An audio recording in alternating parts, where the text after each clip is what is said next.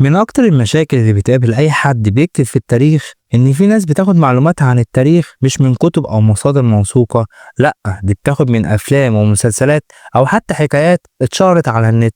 يعني مثلا تلاقي اللي اتأثر من قصة طارق بن زياد وهو بيولع السفن وبيقول العدو قدامكم والبحر وراكم، أو اللي اتأثر بموت قطز على إيد بيبرس وقالوا في خيانة صديق، أو اللي فاكر إن قيصر قال فعلا حتى أنت يا بروتوس إذا فليسقط قيصر، أو شاف الهكسوس داخلين طيبة في مشهد ملحمي، لأن للأسف كل ده مش حقيقي.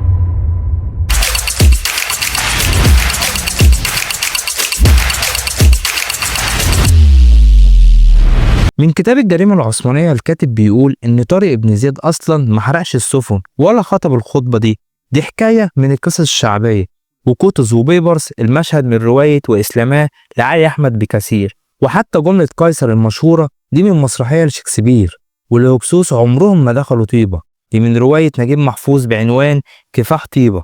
والكاتب بينصح إن اللي عايز يعرف التاريخ يقرأ كتب علمية أو يتفرج على وثائقيات مش مسلسلات وأفلام. الكاتب أو الباحث في التاريخ عنده قواعد صارمة لازم يتبعها، لكن صانع الدراما عنده حرية إبداعية كبيرة وبيستخدمها لخدمة القصة أو الرسالة اللي عايز يوصلها.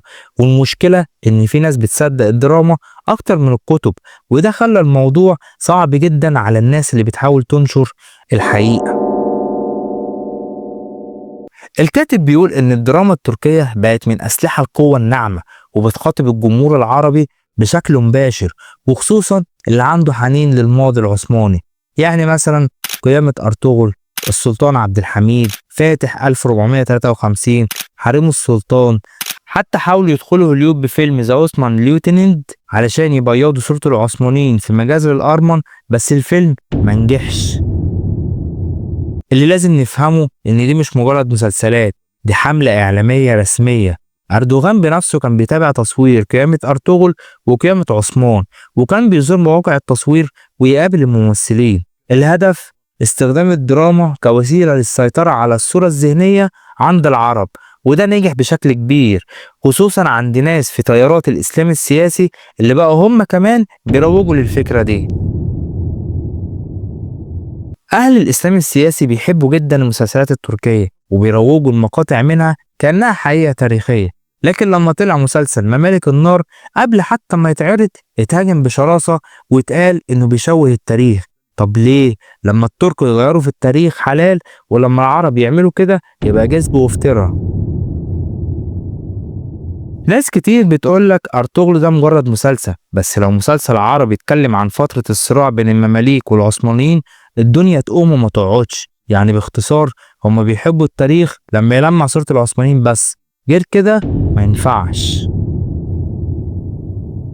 الكاتب بيقول إن الدراما مش ملزمة بالدقة التاريخية، ولو فرضنا عليها كده نكون قتلنا الإبداع. يعني لو مشينا على المنطق بتاعهم لازم نحرق أعمال شكسبير ونجيب محفوظ وجمال الغيطاني وألف ليلة وليلة. لازم نعرف إن في فرق بين دراما تاريخية وتاريخ علمي، والاتنين مش لازم يتطابقوا. الكاتب بيقول لو عايز تعرف حاجة في الطب بتروح لدكتور، ولو في الهندسة بتسأل مهندس. طيب ليه لما تيجي للتاريخ بتصدق مسلسل أو رواية؟ الدراما للمتعة مش للمعرفة. لو مشينا على القاعدة دي هنقفل الثغرة اللي بيدخل منها كل اللي عايزين يزيفوا تاريخنا علشان يملكوا حاضرنا ويتحكموا في مستقبلنا. لو عجبك الفيديو ما تنساش تعمل لايك وتشترك في القناة وتفعل زر الجرس عشان يوصلك كل جديد إن شاء الله. والسلام عليكم ورحمة الله وبركاته.